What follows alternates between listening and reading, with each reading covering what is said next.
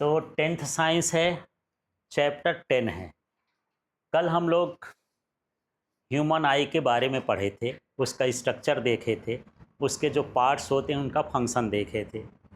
यहाँ पर अब एनसीईआरटी बुक का जो टॉपिक है 10.1.1 पावर ऑफ एकोमोडेशन। तो सबसे पहले एकोमोडेशन का मतलब समझते हैं। एकोमोडेशन का मतलब होता है व्यवस्था। जैसे आप घर में रहते हो तो उसमें एकोमोडेट करते हो, कहीं कूलर लाते हो, पंखा लाते हो, लाइट लाते हो, टॉयलेट बनवाते हो, सारी चीज़ व्यवस्था करते हो ना, और तब वो रहने लायक बनता है। ठीक है, लेकिन यहाँ आई से रिलेटेड है। हर ऑब्जेक्ट जो है, जैसे ही मैं देखता हूँ तो कोई ऑब्जेक्ट दूर चली जाती है, कोई ऑब्जेक्ट पास। जैसे मैं इसको देख रहा हूँ मोबाइल को, तो ये पास में है। आपको देख रहा हूँ तो दूर है, वहाँ पर उसको देख रहा हूँ तो दूर है, इनको देखा तो थोड़े या बीच में है। तो हमारी आँख जो है ऑब्जेक्ट के हिसाब से एडजस्ट होती है। तो उसमें एडजस्ट होने वाली चीज़ क्या है? ठीक है, वो है फोकल लेंथ। क्या है वो? Focal length. तो फोकल लेंथ कैसे एडजस्ट होती है? लेंस को कोई आगे करता है या पीछे करता है तो फोकल लेंथ क्या हो जाती है? एडजस्ट होती। तो हम लोग स्ट्रक्चर पढ़े थे, उस स्ट्रक्चर में देखे थे कि सिलियरी मसल्स होती हैं, सिलियरी बॉडी होती है जिससे लेंस अटैच रहता है। मान लो ये बीच का पार्ट है, ये क्या कहलाया? लेंस कहलाया। अब ये जो है सिलियरी मसल्स हैं, तो ये इधर इधर इधर उसको क्या करती हैं? खिसकाती रहती हैं। ठीक है, तो यही पावर ऑफ क्या कहलाता है? एकोमोडेशन कहलाता है। तो एक तरह का ये फोकल लेंथ का एडजस्टमेंट है बाय द सिलियरी मसल्स। ठीक है, तो हम इसको कैसे लिखेंगे देख लीजिए। ये अलग से आता है 2 मार्क्स में। Accommodation is the ability of the eye lens to adjust its focal length to see objects clearly at various distances. This is made possible by the ciliary muscles. तो ये क्या है? accommodation एबिलिटी है eye lens की कि वो object के हिसाब से अपनी फोकल लेंथ को एडजस्ट कर ले। ठीक है, ताकि उसको क्लियरली देख सके, क्योंकि ब्लर दिखेगा, वो है ना, पुतरा दिखेगा कहना चाहिए, ब्लर दिखेगा। लेकिन इसको करता किससे है? वो किससे करता है? सिलियरी मसल्स से करता है। समझ में आ गया? तो क्या है? The ability of lens of I to adjust its focal length according to the distance of object, and it is done by the ciliary muscles या ciliary body।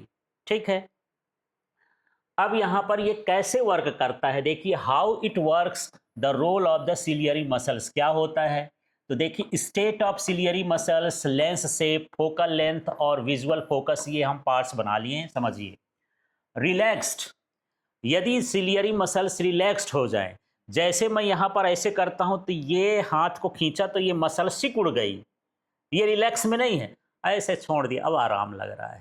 तो जैसे वो रिलैक्स कंडीशन में होता है तो जो लेंस होता है वो क्या हो जाता है? थिन हो जाता है।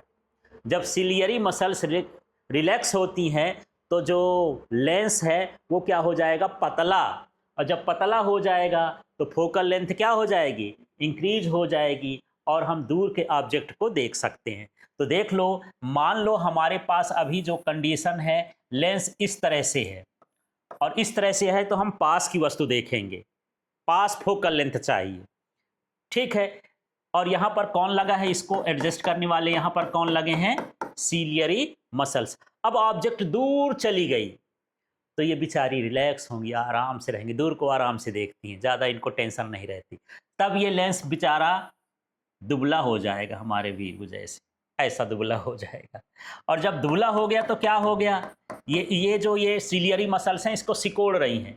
जब दुबला हो जाएगा तो इसकी फोकल लेंथ क्या हो जाएगी? बढ़ जाएगी। तो जब डिस्टेंट ऑब्जेक्ट होती है, दूर ऑब्जेक्ट होती है, तब क्या होता है? सिलियरी मसल्स रिलैक्स होती हैं, लेंस पतला हो जाता है और फोकल लेंथ इंक्रीज हो जाती है। समझ में आ गया?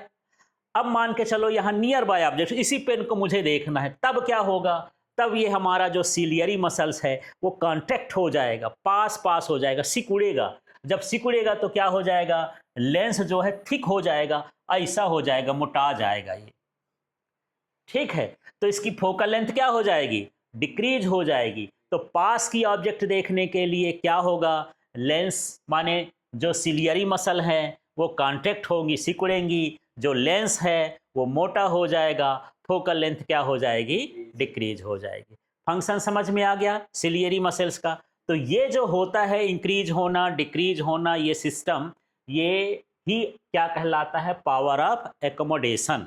लेंस का एडजस्टमेंट हो रहा है, फोकल लेंथ इंक्रीज और डिक्रीज हो रही है, किसके हिसाब से, ऑब्जेक्ट के हिसाब से, ठीक है। और इसको करता कौन है, सिलियरी मसल्स करती हैं। ये सारी प्रोसेस मिला के क्या कहलाती है, हाँ, पावर ऑफ एकोमोडेशन। ठीक है, क्लियर हुआ इतना। इसके बाद हम इसके थोड़ा सा अगले पार्ट्स में पढ़ते हैं, लिमिट्स ऑफ विजन। हर चीज की लिमिट होती है ना। ऊपर वाले ने पूरा आपको पावर नहीं दिया है, कुछ कम पावर दिया है, ठीक। जैसे यहाँ पर हवा में भी छोटे छोटे पार्टिकल हैं, माइक्रो ऑर्गेनिजम्स हैं, तो तुमको इजाजत नहीं उसके भीतर झांको, गंदी बात है, बाहर यहाँ वहाँ झांकना, है ना। ये आपकी लिमिट है, कितनी बड़ी से बड़ी ऑब्जेक्ट को देख सकते हो, कितनी छोटी छोटी से ऑब्जेक्ट को देख सकते हो।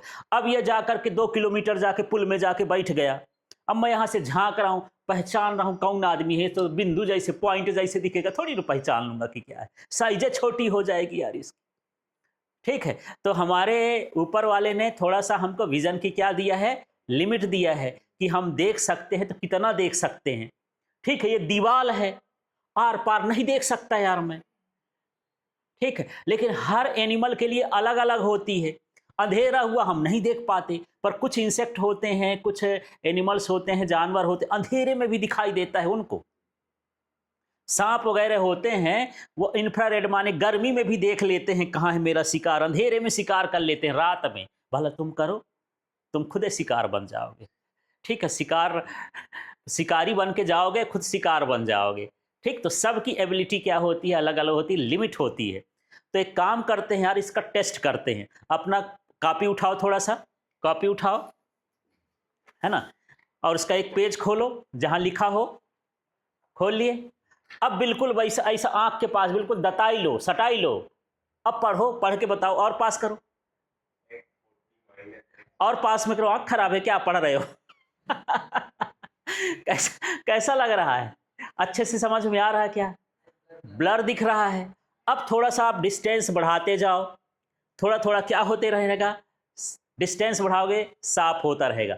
थोड़ा सा आगे डिस्टेंस बढ़ाओगे तो पढ़ने तो मिलेगा, लेकिन आंख में थोड़ा सा चक्कर जैसे आएगा यार, चक्कर जैसे आ रहा है, ठीक है। मतलब आपके आंख के बहुत नज़दीक है कोई ऑब्जेक्ट, तो आप उसको पढ़ नहीं सकते हो, और यदि पढ़ सकते हो तब आपकी आंख सही नहीं है, डॉक्टर के पास जाना, चेक करा लेना, ठीक है। देखना कहीं सॉरी बोल के भगा ना देखिए, अब ठीक नहीं होगा, बहुत मोबाइल वोबाइल देखते हो, ठीक है। तो अब कैसे करें यार, है ना। तो लिमिट जो होती है हमारे पास देखने की, वो होती है 25 सेंटीमीटर। नियर विजन की कितनी होती है, 25 सेंटीमीटर। मतलब हमारी आंख से और ऑब्जेक्ट जो है कम से कम 25 सेंटीमीटर के डिस्टेंस पर होना चाहिए, तो हम उसको क्लियरली देख सकते हैं, बिना स्ट्रेन के देख सकते हैं, और हमको कोई तकलीफ नहीं होगी। लेकिन सोचोगे सर मैं तो ये 15 सेंटीमीटर में भी दिख रहा हूँ, मुझे दिख तो रहा है, तो दिखेगा पर ब्रेन में असर पड़ेगा, धीरे धीरे आपकी आंख खराब हो जाएगी। ये चीज़ें आपको छोटी क्लास में बताना था, क्योंकि अक्सर क्या होता है, बच्चा जब बिस्तर में जाता है, सोता है, फिर ऐसे होता है, ऐसे करके पढ़ने लगता है। उसकी डिस्टेंस कितनी होनी चाहिए, 25, पढ़ रहा है 10 में, उसकी इसीलिए आंख खराब हो जाती है। इसलिए मुझे भी चश्मा लग गया पढ़ते पढ़ते, ठीक है। पहले पता होता तो मैं भी दूर दूर करके पढ़ता, पर आपको पता हो गया है। अब आप अपनी किताब को कम से कम जो 1 फीट डिस्टेंस होती है ना, 2 बित्ता मान लो, 2 बित्ता इतना दूर वस्तु रख करके लिखना चाहिए, पढ़ना चाहिए, पास नहीं रखना चाहिए, नहीं आंख खराब हो जाती। समझ में आ गया। तो नियर विजन की कैपेसिटी कितनी है हमारी, हाँ, तो देखिए यहां पर आप समझते हैं इसको, near point least distance of distinct vision इसको बोलते हैं। क्या बोलते हैं, least distance of distinct vision, माने अच्छे से देखने के लिए कम से कम कितनी डिस्टेंस होनी चाहिए, ठीक है। The minimum distance eight which an object can be seen clearly without strain, बिना धक्का लिखे, बिना परेशान हुए, बिना ब्लर हुए, आपकी ये मिनिमम डिस्टेंस होती है, और for young adult with normal vision this is about 25 centimetre, और ये लगभग कितनी होती है? 25 सेंटीमीटर होती है। तो आपको समझ में आ गया। अब आप जब भी कॉपी किताब कोई भी चीज़ें पढ़ोगे लगातार, या मोबाइल भी देखते हो, तो यदि पास में देखोगे आपकी आंख खराब हो जाएगी। आपको कम से कम इतना डिस्टेंस रखना है, 1 फीट का डिस्टेंस रखना है। 1 फीट से ज़्यादा रख लो तो ठीक है ना? तो आप उसको अच्छे से देख सकते हो। आपके ब्रेन में, ऑप्टिक नर्व में, लेंस में, आंख में कोई डिफेक्ट नहीं होगा। समझ में आ गया? तो आपका नियर पॉइंट कितना है? 25 सेंटीमीटर। ठीक है।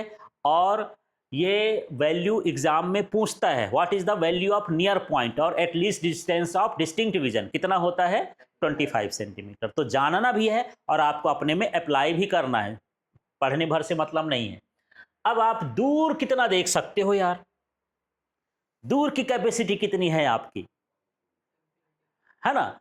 हाँ, देखो यहां से रात में आप खड़े हो जाओ, स्टार्स देखो, दिखते हैं। सन यहां से 15 करोड़ किलोमीटर दूर है, बस आपकी लाइन भर में होना चाहिए। बोलोगे सर अमेरिका तो नहीं दिखता है, वो तो बहुत पास है में है, वो 15 करोड़ की बात करते हैं, ये तो 10,000 किलोमीटर है। तो उसके आपके रास्ते में कोई रुकावट ना होना चाहिए, वहां से लाइट आना चाहिए सोर्स से।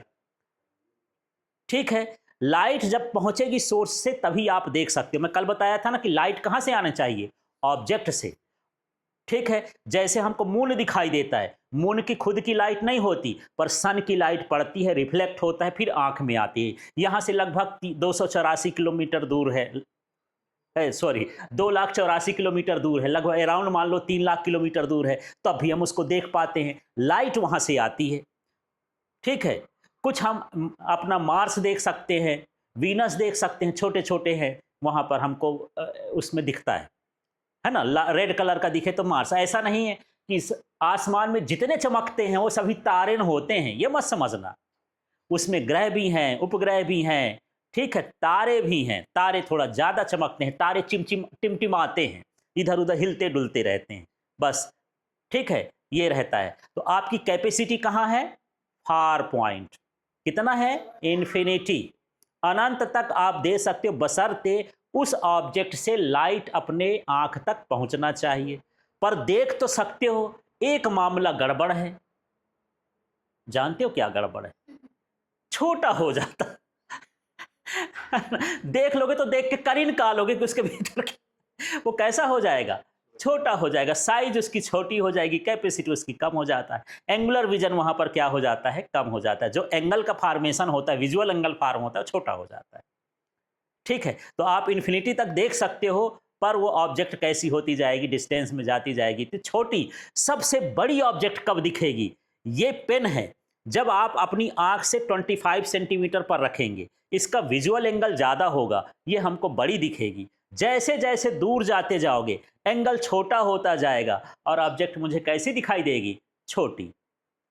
समझ में आ गया? तो यहां पर 4 चीजें समझना है आपको। यहां पर यह समझना है कि हमारा at least distance of distinct vision कितना होता है?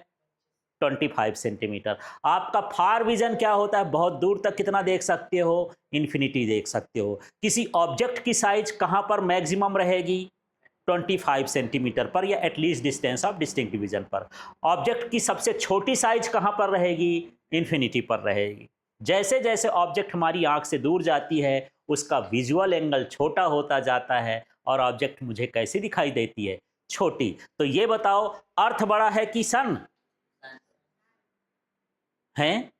दिखा, अर्थ बड़ा है ना? Very good, very good. Earth जो है बहुत बड़ा है क्योंकि ये बड़ा दिखता है। सन छोटा है क्योंकि छोटा दिखता है। लेकिन ये फिजिक्स वाले बेवकूफ बनाते हैं, बोलते हैं वही बड़ा है, ये छोटा है। तो थोड़ा पास जाके देख लेना, सन के पास जाना, 15 करोड़ मीटर पास जाना, तो पता चल जाएगा कि कौन बड़ा है कौन छोटा है। वहां जाओगे तो आपकी अर्थ ऐसे देखेगी, छोटी सी बाल जैसे। कम से कम यहां पर जो सन है तो फुटबॉल जैसे दिखता है है ना? तो यही है। तो आपको समझना है कि ये सन छोटा इसलिए दिख रहा है क्योंकि डिस्टेंस है। डिस्टेंस जाने पर वो ऑब्जेक्ट कैसे दिखाई देती है? हमको छोटी दिखाई देती। ठीक है, तो इस तरह से है। तो यहां पर फार पॉइंट देखिए, the farthest distance up to which the eye can see objects clearly. Far normal eye the far point is a infinity. कितना होता है इन्फिनिटी? आपकी आंख सही सलामत है, अच्छी स्वस्थ है, तो आप इन्फिनिटी तक देख सकते हो। ठीक है, तो आपकी रेंज ऑफ विजन कहाँ कहला गया? रेंज माने होता है मिनिमम से लेकर के मैक्सिमम। तो रेंज ऑफ क्या कहलाया? 25 सेंटीमीटर से इन्फिनिटी तक, ये आपकी क्या कहला गई? रेंज हो गई। ठीक है, जैसे मैं यहाँ से बोल रहा हूँ तो जो मेरे पास होगा, माने 0 मीटर से डिस्टेंस पर और 10 मीटर की दूरी पर चिल्लाऊं तो वहाँ तक सुनाई देगा, उसके बाद ख़त्म, चाहे मैं कितना चिल्ला लूँ, शक्ति पावर नहीं है। तो वो मेरी क्या है? रेंज। साउंड की रेंज कितनी हो गई? यहाँ 0 से 10 मीटर। ऐसा रेंज का मतलब ये होता है। ठीक, क्लियर हो गया? अब थोड़ा सा यहाँ पर देख लेते हैं, विजन कंडीशन देख लेते हैं तो समझते हैं, है ना। अब यहाँ पर देखते हैं, क्या विजन फिक्स रहता है? बदलता भी रहता है, कुछ परेशानी भी होती है। विजन कंडीशंस एंड एजिंग, उम्र बढ़ती जाती है। ये जो ऊपर सिस्टम ऊपर वाले ने दिया है, उस मशीन बना के दिया है, ये मशीन का एज है कि भैया कितने साल ये डीजल पेट्रोल खाएगी और चलेगी। हालांकि तुम लोग खाना खाते हो, वो डीजल पेट्रोल का ही काम करता है कि कितना देर तक चलेगा इंजन हमारा। ठीक है, strain, holding an object closer than 25 centimeter causes the image to be blur and the eye to feel strained because the focal length cannot be decreased below a certain minimum limit। अब आपको vision condition देखो, आपको strain लगेगा, यहाँ पर ऐसे लगेगा दिमाग कुछ ऐसे चल रहा है। यदि आप 25 सेंटीमीटर के पहले ऑब्जेक्ट को रखते हो, ऑब्जेक्ट आपको दिखाई तो देगी पर आंख में ऐसे स्ट्रेन प्रोड्यूस होगा, सिर दर्द चालू हो जाएगा। ठीक है, क्यों ऐसा होता है? क्योंकि हम जानते हैं कि हमारा फोकल लेंथ एडजस्ट होता है। लेंस का फोकल लेंथ क्या होता है? एडजस्ट होता है। तो मिनिमम फोकल लेंथ हमारी लेंस की कितनी हो सकती है? 25।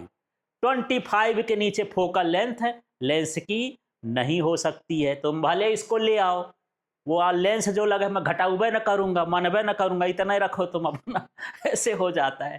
ठीक, इस तरह से यहाँ पर जो फोकल लेंथ है वो सर्टेन मिनिमम लिमिट से नीचे नहीं आता है, इसलिए हम 25 सेंटीमीटर के नीचे ऑब्जेक्ट नहीं रखते।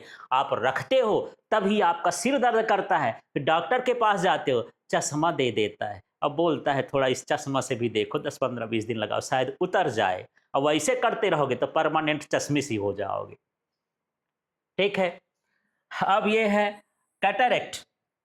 ठीक है, कैटरेक्ट एक तरह का बीमारी है कि जब हम बूढ़े हो जाते हैं, सभी हो गए, अभी हम हैं, कुछ देर में और होगा, अभी हमारे बाल पके हैं, गाल पकेंगे, फिर सारा दांत सब निकल जाएगा, तो आंखें भी पकेंगी। तो वहां पर जो हमारे अंदर क्रिस्टलाइन लेंस लगा है, ठीक है, ये मिल्की हो जाता है ना, पुतरा हो जाता है, सफेद दूधिया टाइप का हो जाता है, क्लाउडी हो जाता है। अब जब लेंसे क्लाउडी हो गया तो मुझे ये बताओ यार, ये चश्मा है, यदि ये साफ है, इसमें कुछ पतर जाए तो मैं आपको देखूंगा तो कैसे दिखोगे आप? ब्लर दिखोगे, धुंधले दिखोगे। बस ओल्ड एज में यही बीमारी हो जाती, लोगों को दिखाई नहीं देता, सुनाई नहीं देता, सुंघाई नहीं देता, टेस्ट नहीं आता, सारा काम गड़बड़ हो जाता है उनका मामला। ठीक है, तो ये सारा चीज समझ में आ गया। इफेक्ट काउजेस पार्शियल और कंप्लीट लॉस ऑफ विजन। इससे क्या हो सकता है? ये पार्शियल भी हो सकता है, थोड़ी देर के लिए हो, और हो सकता है कि आपकी पूरी आंख ही रोशनी ही चली जाए। ठीक है, यहां पर ट्रीटमेंट क्या है? Can be restored through the cataract surgery. हम सर्जरी करवा लें, दूसरा लेंस फिट करवा लें, भैया खराब हो गया नया लगा दो, लग जाता है आजकल। ठीक है, ये करवा लें। मेडिसिन में इतना मेडिकल जो साइंस है इसमें सारा कुछ ये बढ़ चुका है। ठीक है, इस तरह से नई आंख लग जाती है, आदमी डोनेट कर देता है। तो ऐसे नहीं बोल मैं आंख डोनेट कर दिया, लिख के दे दिया कि भैया मेडिकल कॉलेज वाले जब मेरी आंख ले जाना, तो जिंदा में नहीं ले जाएगा। हाँ, जैसे मरोगे तो सूचना दे देंगे आपके फैमिली वाले, तो मेडिकल कॉलेज वाले या मेडिकल जो भी होंगे, है ना, मेडिकल साइंस वाले, वो आपके आएंगे, आंख को प्रिजर्व करेंगे, और वो 24 घंटे आंख जिंदा रहती है। आदमी भले मर जाता है, वो देखता रहता है बदमाशी, ठीक मरा, ऐसे बोलोगे तो सुन लेगा वो फोटो खींच लेगा, देख, है ना। तो वो 24 आवर्स तक लगभग आंख जो है फंक्शनल रहती है, वो अपना काम करती रहती है। ठीक है, तो वो लोग फिर उसको किसी अंधे आदमी के अंदर ये बाकी सारी चीज़ें ठीक है, उसको ट्रांसप्लांट कर देते हैं, लेंस को ट्रांसप्लांट कर देते हैं, उसका कॉर्निया ट्रांसप्लांट कर देते हैं, जो आइटम उसका ख़राब हो उसको ट्रांसप्लांट करने की कोशिश करते हैं। तो बिल्कुल मरने के बाद है हमारा क्या? कुछ नहीं है। तो सारी चीज़ों को तो डोनेट करके जाना चाहिए, लिख के दे देना चाहिए, कौन जिंदा में ले लेगा? ठीक है, यहाँ लिख दो, मेडिकल साइंस वाले ले जाएंगे, आपका जो भी फंक्शनल होगा, हार्ट होगा, किडनी होगा, सब पूरा बॉडी है, कोई कोई डोनेट कर देता है। नहीं काम का है तो पढ़ाई के लिए डोनेट कर देता, भैया एक्सपेरिमेंट करते रहना डॉक्टर लोग, मेरे अंदर क्या क्या है, दूसरे को तो ठीक कर दोगे। ठीक है, इस तरह से ये सारा कुछ होता है, तो सर्जरी वगैरह से सारा ठीक हो जाता है। क्लियर हो गया? तो ये पूरा पार्ट जो था पावर ऑफ एकोमोडेशन का था। इसी तरह की लाइव क्लास के लिए आप एलके फिजिक्स चैनल को सब्सक्राइब कर लें और ऐप को डाउनलोड कर लें।